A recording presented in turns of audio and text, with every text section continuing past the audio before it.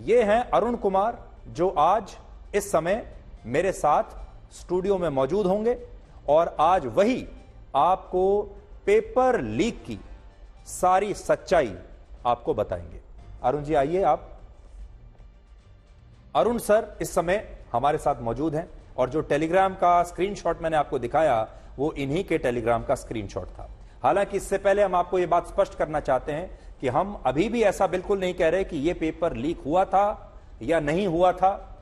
FIR हुई है, इस एफआईआर में यह लिखा है कि यह पेपर लीक हुआ है एफआईआर के मुताबिक ही, और इस पेपर की जो आंसर शीट थी वो छात्रों को मोबाइल फोन पर भेजी गई है जिसमें सारे सवालों के जवाब लिखे हुए थे। लेकिन फिर भी ये जांच का विषय है और आज ये जो कार्यक्रम हम कर रहे हैं और ये सारे सबूत जो आपके सामने लेकर आए हैं, हमारी मंशा छात्रों की मदद करने की है। हमारी मंशा ये है कि सरकार से जो भी जो कमेटी है जो इस मामले की जांच कर रही है उसकी हम मदद कर सकें, ये हमारी मंशा है। हम सिर्फ आपको यह बताना चाहते हैं कि पेपर लीक का दावा क्यों हो रहा है, यह कहां से शुरू हुआ, इसके पीछे कौन कौन से सबूत आज हैं जिन्हें देखा जाना चाहिए। और जिस टेलीग्राम अकाउंट के स्क्रीनशॉट से क्वेश्चन पेपर लीक होने की खबर फैली, उस टेलीग्राम अकाउंट के एडमिन अरुण कुमार इस मामले में क्या बातें जानते हैं, ऐसे कौन से सबूत उनके पास मौजूद हैं। इसीलिए हमने अरुण जी को आज अपने साथ यहां स्टूडियो में रखा है। अब मैं अरुण जी से बात शुरू करता हूं। अरुण जी, आपका स्वागत है।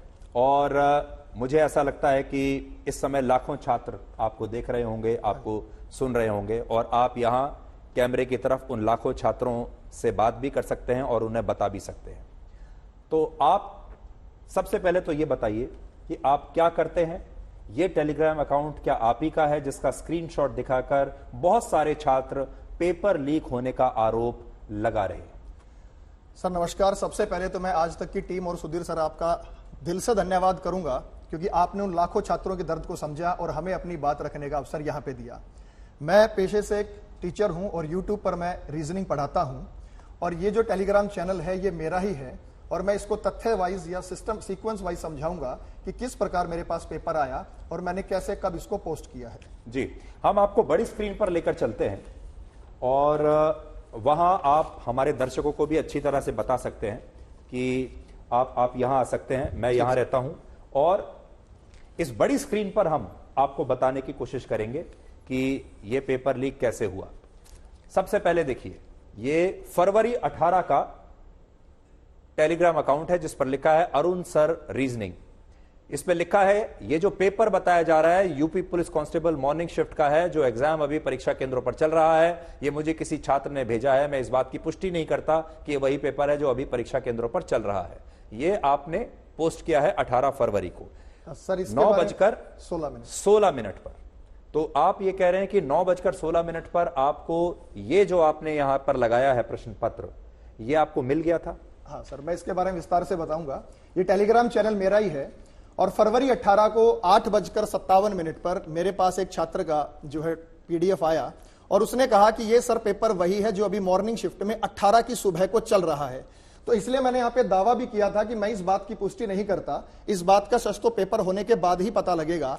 लेकिन संयोग से ये क्वेश्चन पेपर मॉर्निंग शिफ्ट का नहीं था, इसलिए मॉर्निंग शिफ्ट में जो पेपर शुरू हुआ था कितने बजे शुरू हुआ था? सर वो 10 से 12 वो 10 से 12 10 बजे पेपर शुरू होने वाला है और आपके पास 9:15 बजे उसका जो आंसर शीट है वो आ जाती है। एक बार मैं आपको वापस दोबारा पहले वाले उस पर हम लेकर जाना चाहेंगे आपको। ये देखिए, 10 बजे पेपर शुरू होने वाला है और आप 9:16 पर ये कह रहे हैं कि मेरे पास आंसर शीट आ गई। अभी इसमें मेन बात क्या है सर, ये पेपर मॉर्निंग शिफ्ट में नहीं मिला, इसलिए मैंने डाल भी दिया कि बेफिक्र रहिए। 45 मिनट पहले आपको भी कैसे पता होगा कि ये वही पेपर है या नहीं है?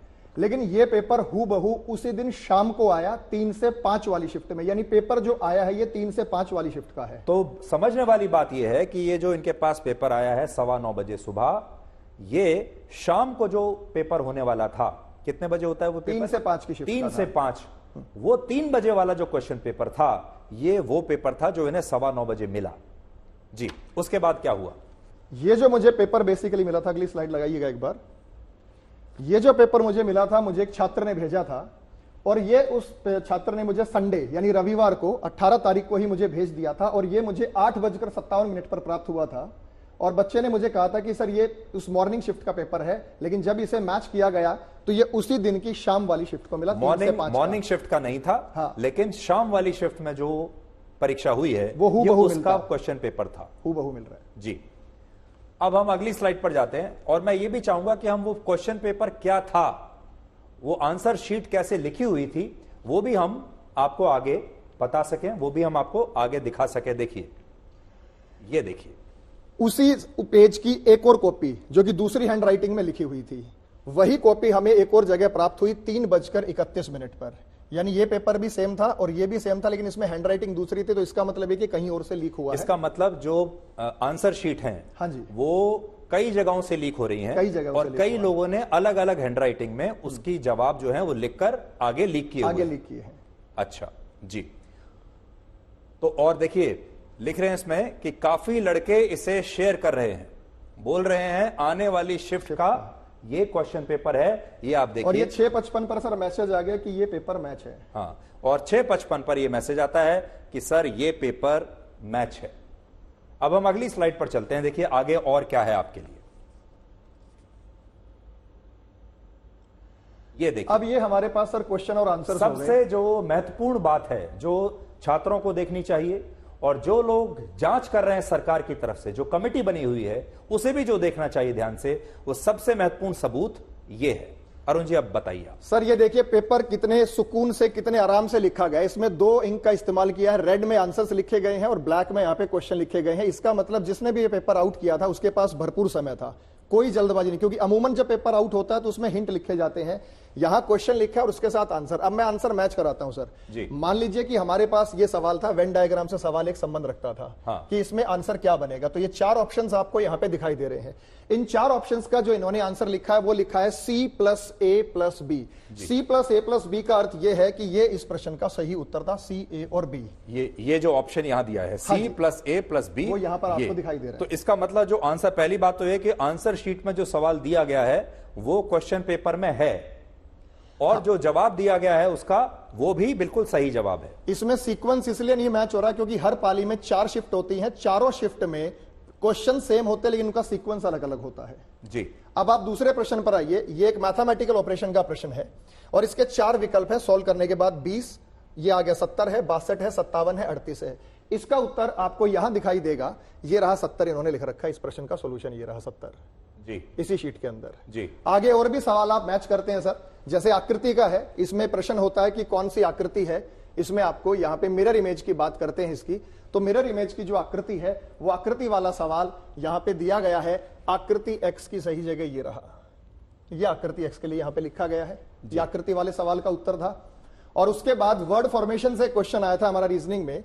ये एनवायरमेंट शब्द से इस लेटर का इस्तेमाल करते हुए कौन सा शब्द बनाया जा सकता है, और वहां पर जो इसका उत्तर है आप ऑप्शन में देखेंगे सर, क्लियरली लिखा हुआ है IMINENT, EMINENT, जो कि आपका ऑप्शन, जो ऑप्शन सी है, सी ऑप्शन वो है इमिनेंट। इन्होंने फिर इस वेन डायग्राम के क्वेश्चन को भी दिया। ये जो वेन डायग्राम का क्वेश्चन आप यहां पे देख पा रहे थे, तो इन्होंने इसे लिखा 3 0 है, 3 सर्कल बना के इन्होंने इस चीज को रिप्रेजेंट किया। 3 0 का मतलब ये सर बेसिकली बॉयज एथलीट्स और स्टूडेंट्स का जो डायग्राम बनना था, तो उन्होंने सही तरीके से तो इसे नहीं रखा। हाँ। लेकिन ये कंफर्म है कि ये इसी प्रश्न का आंसर था, लेकिन यहां पे इन्होंने ऑप्शन के साथ मैच कर दिया। 31 और 3 0 दिए गए हैं जी।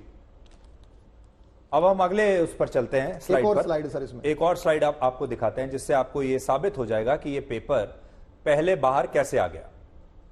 ये भी शायद अभी वही स्लाइड गलती से लग गया है। अब देखिए ये स्लाइड देखते हैं। ये सर जीके का सेक्शन है उसी का। हाँ। अब आप ही देखिए सर, आपको वहां पे आंसर दिख जाएगा। मोहम्मद शमी, देखिए सर ऊपर पूरा क्वेश्चन लिखा हुआ है और मोहम्मद शमी, मैं पढ़कर बताता हूं। सवाल है, निम्न में से किस क्रिकेटर खेले उत्कृष्ट प्रदर्शन के लिए 2023 में अर्जुन पुरस्कार जीता? किस क्रिकेटर ने अर्जुन पुरस्कार जीता?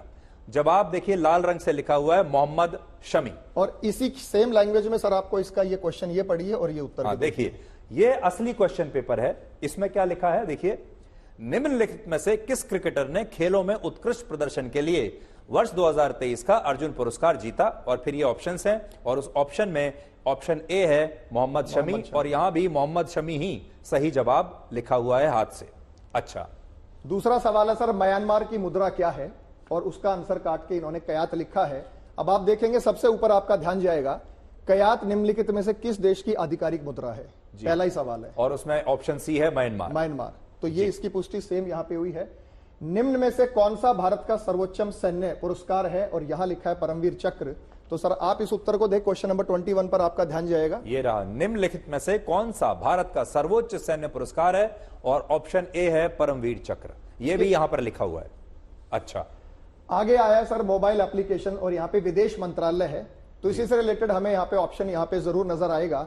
एक मोबाइल एप्लीकेशन ये रहा सर, ताकि बच्चे को वो ऑप्शन पढ़ के ही ध्यान आ जाए। मोबाइल एप्लीकेशन पासपोर्ट सेवा, पासपोर्ट सेवा, एम पासपोर्ट सेवा, एम पासपोर्ट सेवा भारत के निम्नलिखित में से किस मंत्रालय द्वारा लॉन्च की गई? इन्होंने इसका उत्तर दिया है विदेश मंत्रालय, और यहां पर ऑप्शन है ऑप्शन बी, विदेश मंत्रालय। ये देखिए यहां लिखा हुआ है। अच्छा, चंद्रयान 3 के रोवर का क्या नाम है, और यहाँ पे लिखा हुआ है प्रज्ञान। आप जब इस उत्तर को ढूंढेंगे सर, सबसे ऊपर क्वेश्चन नंबर 19 आपको दिखाई देगा। क्वेश्चन नंबर 19 सबसे ऊपर अगर आप देखें, चंद्रयान 3 के रोवर का नाम क्या है, और ऑप्शन सी है प्रज्ञान, और वहां पर भी सही जवाब लिखा हुआ है जी। और एक सर है, हाल ही में प्रधानमंत्री उत्तर प्रदेश निम्नलिखित में से सूर्योदय मंदिर का उद्घाटन कहां किए, वाराणसी। वहां पे आपको एक प्रश्न दिखाई देगा सर, ये रहा ऊपर क्वेश्चन नंबर 20।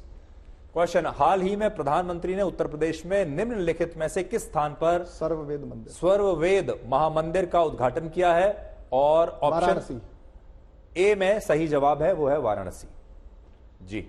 तो ऐसे अगर हम चाहें, समय का अभाव है, हम पूरे 147 प्रश्न इसमें से मैच करा सकते हैं। इन्हें 150 आप ये कह रहे हैं कि 150 प्रश्न का ये क्वेश्चन पेपर था, 150 में से 147 जी हाँ, जो प्रश्न थे वो बिल्कुल ठीक मैच कर रहे थे, बिल्कुल ठीक, और उनके जवाब बिल्कुल सही थे। हाँ जी जी। अगली स्लाइड पर चलेंगे सर। अब अगली स्लाइड आपको दिखाते हैं, देखिए।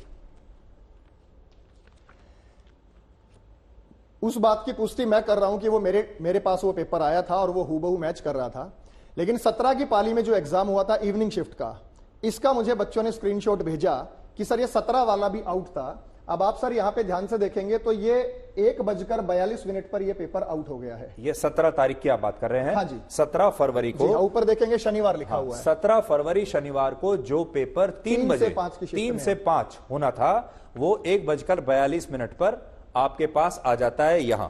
हाँ जी, और ये किसी छात्र ने भेजा? ये किसी छात्र ने मुझे स्क्रीनशॉट भेजा कि सर हमारे पास ये आया है। अच्छा। तो इस दावे की पुष्टि तो मैं नहीं करता, लेकिन चूंकि पिछला मुझे प्राप्त हुआ तो मैंने आपको वो हूबहू यहाँ पे दिखा दिया है जी। इसका मतलब ये है कि इवनिंग शिफ्ट में दोनों ही पेपर आउट थे। और सुधीर सर मैं तो ये कहूंगा कि जब दोनों ही शिफ्ट आउट थी तो इसमें पूर्व संभावना है कि सुबह की शिफ्ट भी आउट हुई होगी। वो बड़े पैमाने पर नहीं हुई, वो बात अलग है, लेकिन ये बड़े पैमाने पर है। तो इसका साक्ष्य देने के लिए मेरे पास हजारों छात्रों के मैसेज हैं व्हाट्सएप पर, और कमेंट्स भी आए हुए हैं यूट्यूब पर जी। नेक्स्ट स्लाइड आइएगा एक बार।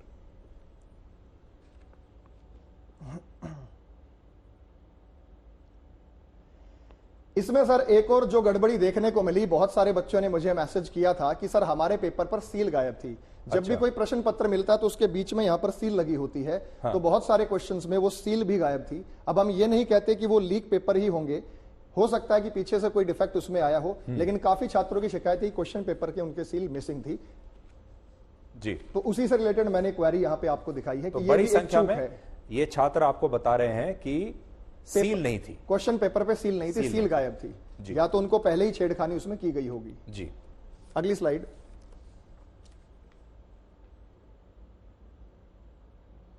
अब आपको एक और स्लाइड हम दिखा रहे हैं,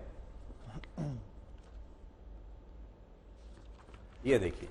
ये सर टेलीग्राम पे बहुत सारे दलाल और कुछ ऐसे ग्रुप्स एक्टिव थे जिन्होंने बच्चों को बहला फुसलाकर मनमाने तरीके से पेमेंट ली है। अब आप यहां पे देखिए, इन्होंने दे दिया यूपी पुलिस क्वेश्चन आउट, और ये सेकंड शिफ्ट दे दिया। 100 रुपए क्वेश्चन फेक हुई, नो गारंटी। 500 रुपए क्वेश्चन फेक हुई तो रिफंड की गारंटी जी। मतलब ये इतना कह रहे हैं कि इसमें रिफंड भी हम आपको देंगे। और ये स्कैनर जारी किया गया था पेटीएम का, ये भी जांच का विषय है कि ये किसका स्कैनर था, क्योंकि ये स्क्रीनशॉट भी मुझे बच्चे ने भेजे हैं। इस पेपर को बहुत बड़े पैमाने पर लीक होने का सबसे बड़ा कारण यह है कि जब एक छात्र के पास पेपर आ गया, उसने अपने पैसे को कवर करने के लिए शायद दूसरे को दिया होगा, उसने तीसरे को दिया होगा, और लास्ट में हाल ये हुआ कि ये पेपर 500 रुपए के माध्यम से बिक रहा है। आप सोचिए कि आखिर में स्थिति ऐसी आ गई कि 500 रुपए में प्रश्न पत्र, ये 500 रुपए में पूरा पेपर दे रहे हैं या 500 रुपए में एक 500 रुपए सवाल? में पूरा प्रश्न दे रहे हैं, 500 रुपए में और पूरा उसमें क्वेश्चन भी पेपर। रिफंड की गारंटी, 100 रुपए में रिफंड की नो गारंटी। मतलब लास्ट में सोचा कि जितना चाहे उससे हम वसूल लें, लास्ट में ये था। तो हमने बारकोड आपको पूरा दिखाया है। तो उत्तर प्रदेश पुलिस को जांच करते समय यह भी देखना चाहिए कि ये कौन से लोग थे जो लगातार सक्रिय थे सोशल मीडिया पर, जो पेटीएम का यहां पर स्कैनर भी दिया है, स्कैनर वो दे रहे हैं और कह रहे हैं कि आप इस यहां पर हमें पैसा जमा करवा दीजिए और हम आपको क्वेश्चन पेपर, अभी सॉल्व किया हुआ क्वेश्चन पेपर आपको अभी हम भेज देंगे। और ये देखिए, ये तमाम चीजें, ये लिखा भी है सर, ये मैच हो गया सेकंड शिफ्ट का, ये मैच हो गया है सेकंड शिफ्ट का।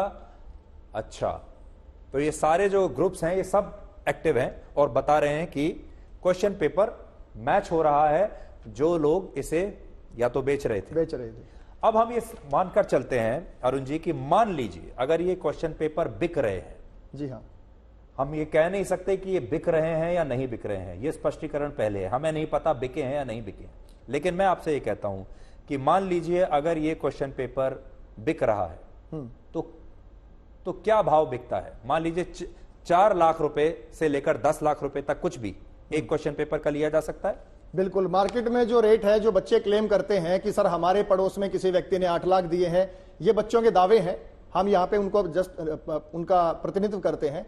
कोई कह रहा सर मैंने 5 लाख में, मेरे किसी स्टूडेंट के पास ऑलरेडी ये पेपर आ गया है, ये पेपर के पहले की ही खबर थी। आपकी ही बात करते हैं कि चलिए 4 लाख मान लेते हैं और 60,400 की ये भर्ती थी जी। तो अगर मान ले कि 1000 बच्चों से भी ये लिया गया होगा तो ये बात यानी अगर हम देखें कि 50 लाख बच्चों ने ये इम्तिहान दिया है, उन 50 लाख में से अगर 1000 बच्चों ने भी 4 लाख रुपए में अगर ये खरीद लिया तो ये सीधे कितना पैसा हो गया? 400 करोड़ हो गया। 400 करोड़ रुपया ये हो गया। तो इसके पीछे कोई बड़ा माफिया भी एक्टिव होगा, इस बात की जांच सरकार को तुरंत करानी चाहिए जी। देखिए सर, पेपर लीक हुआ या नहीं हुआ ये निर्णय देने वाले हम तो यहाँ कौन है, लेकिन ये बात सरकार को जांच करनी है, जांच एजेंसियों को ही जांच करनी है। क्योंकि हमसे यूपी भर्ती बोर्ड ने आज 11 बजे एक विज्ञप्ति जारी की थी जिसकी चर्चा आपने की। उन्होंने कहा था कि आप अपने साक्ष्य रखिए, हम अपने साक्ष्य वहां देने के बाद आपके इस मंच पर आए हैं, ये सेम साक्ष्य हम भर्ती बोर्ड को भी भेज चुके हैं जांच के लिए, ताकि वो भी अपना कोई निर्णय दे जी। और बच्चों को बहुत उम्मीदें हैं, क्योंकि उन्होंने सालों से इस परीक्षा की वेट की। 5 साल बाद ये परीक्षा जो है जाके इस बार हुई थी। सबसे ज्यादा अभ्यर्थियों के शामिल होने का कारण भी यही था कि बीच में 5 साल में यूपी पुलिस की कोई भर्ती आई नहीं। इस पर हम आएंगे। एक बार आपको हम दोबारा से स्क्रीन पर वो क्वेश्चन पेपर दिखाना चाहेंगे और वो आंसर शीट दिखाना चाहेंगे जो हमें आपको बीच में हम दिखा रहे थे, ताकि वो आंसर शीट यहां पर लगी रहे, आपको उस बात का अंदाजा हो जाएगा। तो अब मैं धीरे धीरे आता हूं। अच्छा देखिए, हमारी टीम ने इसे स्कैन भी किया है।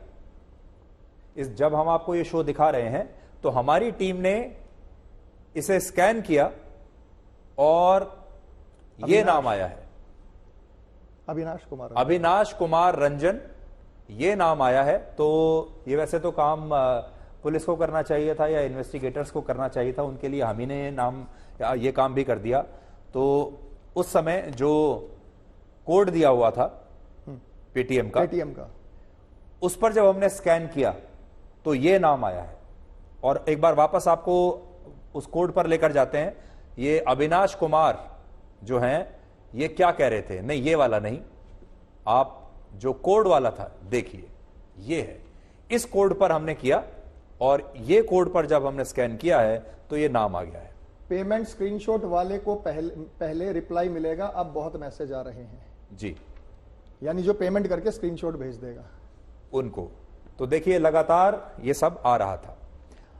अब हम वापस आते हैं जहां हाथ से लिखी हुई आंसर शीट आपको देखने को मिलेगी लाल रंग से, जिसमें जवाब लिखे हुए हैं।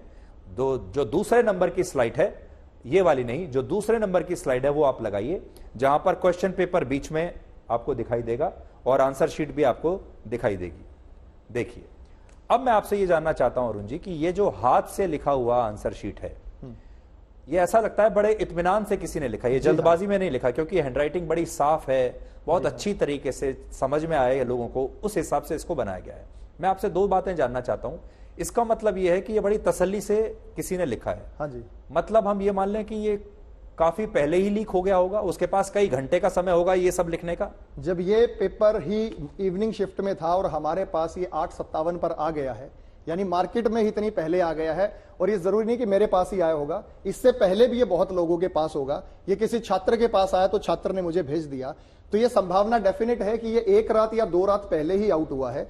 क्योंकि अमूमन जब प्रश्न पत्र छपते हैं तो प्रश्न पत्र छपने के बाद या तो ट्रेजरी में या बैंक में ही जाते हैं, और एग्जामिनेशन सेंटर अगर दूर होता है तो शायद 1 रात पहले भेज देते हैं या कुछ घंटे पहले भेज देते हैं। तो हम ये मान सकते हैं कि पेपर या तो वहां से आउट हुआ है जहां पेपर छपता होगा, या फिर बहुत सारे सेंटर्स हमारे पास थे, क्योंकि इतनी बड़ी भीड़ को आयोजित करने के लिए, परीक्षा आयोजित करने के लिए काफी सेंटरों की आवश्यकता पड़ी, जिसमें पब्लिक और प्राइवेट संस्थान भी थी, सरकारी संस्थान भी थी। तो कहीं ना कहीं से प्रबल संभावना है कि वो चीजें आई होंगी। अब जितनी आसानी से लिखा है, क्योंकि हम तो यहाँ कुछ ही दिखा पाए, पूरा का पूरा पेपर आप देखेंगे तो मेरे टेलीग्राम पर भी मौजूद है और लोगों ने उसको देखा भी और वेरीफाई भी किया है। उसके बाद ही स्टूडेंट जो है सबसे ज्यादा आक्रोशित है, और हम इस चीज को यहाँ ये समक्ष ये तथ्य देने के लिए मेन मकसद यही था कि इसकी न्यायिक जांच हो और जांच से इस भर्ती को जल्द से जल्द रद्द किया जाए। क्योंकि दूसरा मेरा सवाल यह है कि ये हाथ से क्यों लिखा गया है?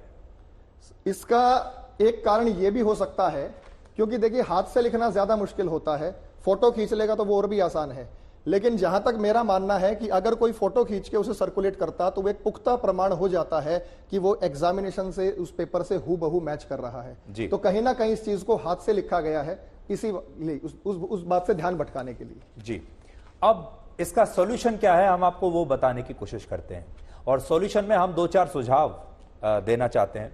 एक सुझाव तो पहला ये है, जो कि हम लगातार ये कह रहे हैं कि जांच तो इसकी होनी ही चाहिए। जांच होने के बाद जो लाखों ऐसे बच्चे हैं जो आज भी सो नहीं पा रहे हैं ठीक से, जो असमंजस में हैं, जिन्हें यह आशंका है कि उन्होंने सही इम्तिहान दिया भी है या नहीं दिया और आगे क्या होगा, अब आगे क्या होना चाहिए। एक बड़ा सुझाव यह हो सकता है कि इस पूरे इम्तिहान को, इस परीक्षा को दोबारा से कराया जाना चाहिए, यानी यह परीक्षा दोबारा होनी चाहिए। तभी ये जो शंका है लाखों छात्रों के मन में, यह शंका तभी जाएगी जब ये दोबारा से ये किया जाए। दूसरा जो आप हमें बता रहे थे, और क्या सुझाव हो सकता है? सर देखिए, जैसे मैं हरियाणा सरकार में बताऊं तो सबसे पहला प्रदेश था सीईटी को लागू करने वाला, वहां भी बीजेपी की ही सरकार है। तो जब 50 लाख छात्र एक साथ पेपर देने के लिए जाएंगे तो ये बड़ी अव्यवस्था हो जाती है, और इसमें कहीं ना कहीं लीकेज की 100% गुंजाइश होती ही होती है।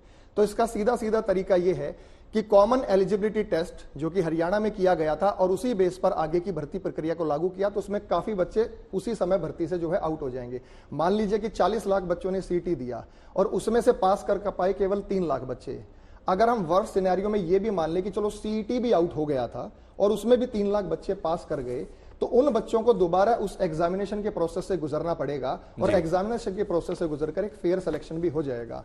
हमारा मानना यह है कि अभी भी दिल्ली पुलिस की जब भर्ती हुई थी वो भी ऑनलाइन थी, तो इस भर्ती प्रक्रिया को अगर ऑनलाइन करें तो उसमें जो है लीकेज के चांसेस बिल्कुल कम हो जाते हैं।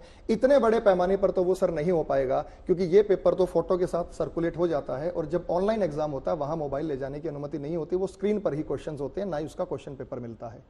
तो ये हालांकि यूपी में यूपी पैट लागू है जी, प्री एलिजिबिलिटी टेस्ट लागू है, लेकिन अभी उसमें पुलिस की परीक्षा को शामिल नहीं किया गया।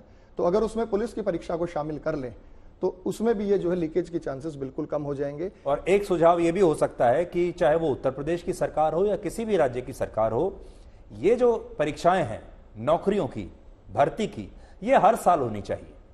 देखिए इस बार 5 साल में ये परीक्षा हुई, जिसकी वजह से 50 लाख छात्रों ने ये 60,000 कांस्टेबल के पदों के लिए ये परीक्षा दी है। लेकिन अगर ये परीक्षा हर साल होती तो फिर शायद इतनी भीड़ ना होती। क्या मैं ठीक कह रहा हूं? बिल्कुल सही कह रहे हो सर, क्योंकि इस बार क्या हुआ है कि परीक्षा बहुत लंबे समय बाद आई है और परीक्षार्थी इस परीक्षा का बहुत लंबे समय से इंतजार कर रहे थे। 5 साल में अगर आप देखें ये हर साल हो जाती तो ये 50 लाख की जगह 10 लाख पर ये संख्या हो सकती थी, और 10 लाख कैंडिडेट्स का एग्जामिनेशन कराना एक बड़ा चैलेंज नहीं होता। ये बहुत बड़ा चैलेंज था।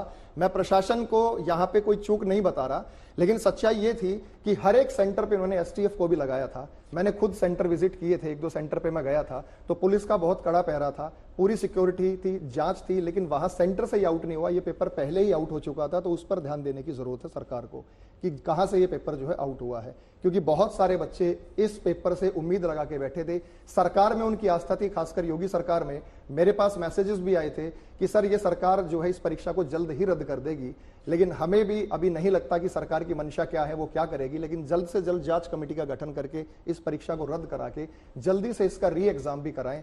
क्योंकि जो स्टूडेंट अगर 2 साल से तैयारी कर रहा था और अगर उसको लगेगा कि ऐसे बच्चों का सिलेक्शन हो गया जो पेपर आउट करा के सिलेक्टेड हो गए, तो वो डीमोटिवेटेड हो जाता है। दूसरी बड़ी बात यह है कि जिस उम्मीदवार ने ये लीक पेपर के जरिए ये इम्तिहान पास कर लिया और नौकरी ले ली और वो पुलिस कांस्टेबल बन गया, तो सोचिए जब वो पुलिस कांस्टेबल बनेगा तब वो कितनी बड़ी धोखाधड़ी करेगा, अगर ऐसी धोखाधड़ी करके वो नौकरी पा रहा है। जी हाँ, ये भी एक बहुत बड़ी सोचने वाली बात है।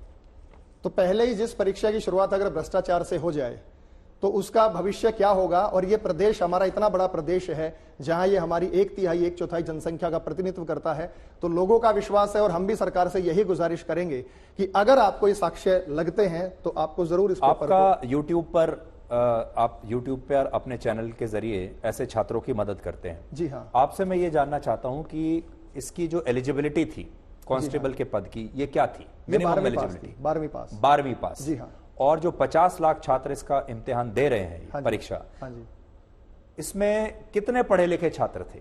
सर इसमें जो है ग्रेजुएट भी थे और पोस्ट ग्रेजुएट भी थे। मतलब हमारे यहाँ पे जो है टीचिंग वाले बच्चे भी इसमें जो है भर्ती प्रक्रिया में शामिल, जिन्होंने बीएड कर रखी थी या जेबीटी कर रखी थी। तो ये संख्या इसलिए इतनी बड़ी ज्यादा है क्योंकि 12th एलिजिबिलिटी बहुत सारे लोगों के पास है।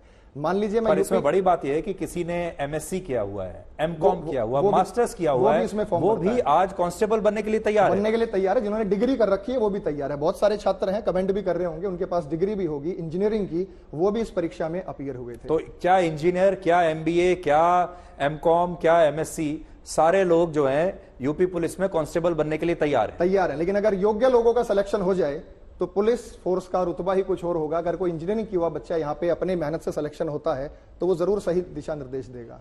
आखिर में अरुण सर रीजनिंग, जो आपका ये टेलीग्राम है, जी हाँ, ये अरुण सर रीजनिंग के पास ही ये सारी जानकारी क्यों आ रही थी? और क्योंकि हर जगह आप ही का टेलीग्राम वायरल है, अरुण सर रीजनिंग, हाँ, जो आपका चैनल है टेलीग्राम का, ये जो, तो ऐसा आपको क्यों लगा?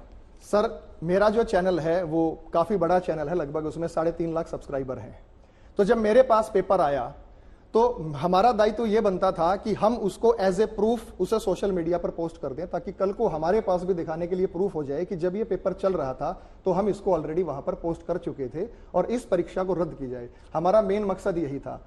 इस बात को मैंने साथ साथ अपने फेसबुक पर भी पोस्ट किया था उसी समय पर, ताकि हमारे पास कुछ साक्ष्य हो जाएं और ये हम भर्ती बोर्ड को या जांच कमेटियों को भेज दें। तो मेरा मकसद डालने का यही था कि जो ज्यादातर छात्र हैं जो तैयारी कर रहे हैं, क्योंकि मेरे अलावा बहुत सारे टेलीग्राम चैनल पर भी ये घूम रहा था। अब टेलीग्राम में एक फीचर क्या होता है कि आप उसको कभी भी डिलीट कर सकते हो और वो रिकवर भी नहीं होता, लेकिन मैंने इस प्रूफ को यूं का यूं रखा है, सब कुछ रखा है। सब कुछ तो हम ये चाहेंगे कि उत्तर प्रदेश की सरकार हो, पुलिस हो या जो भी जांच कमेटी हो, वो इन सारे साक्ष्यों को अपने सामने रखे और जब वो इसका इन्वेस्टिगेशन करेंगे तो उन्हें ये सारे सबूत काम में आएंगे। और जाने से पहले आपको ये भी बता दें कि ये जो पेपर लीक का सच हमने हैशटैग आज देश भर के छात्रों के लिए दिया था, इस समय ये नंबर 1 पर ट्रेंड कर रहा है। इसका मतलब ये है कि देश के जो छात्र हैं, कम से कम ये 50 लाख छात्र और भी लाखों छात्र और उनके परिवार भी इस समय हमें देख रहे हैं। और हमारी जो कोशिश है इन छात्रों की मदद करने की, इनके परिवारों को मदद करने की, और सबसे बड़ी बात यह है इस मुद्दे को देश के सामने, राष्ट्र के सामने लाकर हाईलाइट करने की, वो जो हमारी कोशिश है उसमें हमारे जो युवा साथी हैं, हमारे जो युवा दर्शक हैं, वो भी हमारा बहुत साथ दे रहे हैं। अरुण जी, आपका बहुत बहुत शुक्रिया इस पूरी जानकारी के लिए। Thank you so much. Sir एक बात और चाहूंगा कि आप अपने माध्यम से भी सरकार को कहें कि बच्चे बहुत आस लगाए बैठे हैं, जल्द ही इस पर कोई डिसीजन ले और री एग्जाम का फैसला या कम से कम इस पेपर को रद्द करने का फैसला जल्द से जल्द दे, ताकि कोई अनहोनी घटना ना हो। क्योंकि बहुत सारे बच्चे डिप्रेशन में हैं, टेंशन में हैं, तो हमें उनके भी मैसेजेस आते हैं कि सर अब हम घर वालों को क्या मुंह दिखाएंगे, हम 2 साल से पीजी में रह के तैयारी कर रहे हैं, बड़ी मुश्किल से हमने फीस का जुगाड़ किया था और अब हम यहाँ पे तैयारी कर रहे हैं, लेकिन पेपर आउट हो गया। अरुण जी, आपकी बात जरूर सब लोग सुन रहे होंगे, सरकार भी सुन रही होगी।